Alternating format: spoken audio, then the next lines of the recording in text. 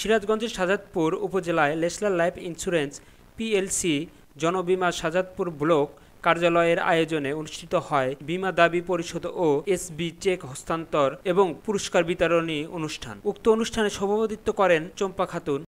মা ও ভাই বোনেরা সবাইকে আমার সালাম, আসসালামু আলাইকুম।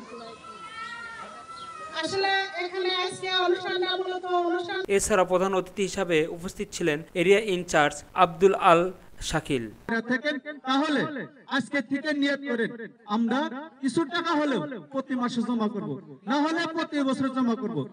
এই আশা সামনে রেখে আমি আমার বক্তব্য শেষ করছি। আসসালামু আলাইকুম রাহমাতুল্লাহি ওয়া বারাকাতুহু। বক্তারা এ সময় বক্তব্যের মাধ্যমে গ্রাহকদের বীমা পলিসির আওতায় দাবিকৃত অর্থ প্রদান এবং ভবিষ্যতে আর্থিক নিরাপত্তা নিশ্চিত করণে নিশ্চয়তা প্রদান করেন। এ ধরনের আয়োজনে ন্যাশনাল লাইফ ইন্স্যুরেন্স পিএলসি এর প্রতি গ্রাহকদের আস্থা বৃদ্ধি করে এবং প্রতিষ্ঠানের সেবায় মান উন্নয়ন করতে সহায়ক ভূমিকা পালন করে বলে মনে করছেন প্রতিষ্ঠানটির পরিচালকরা। জুবায়ের হোসেন, চিপ টিভি, শাহজাদপুর।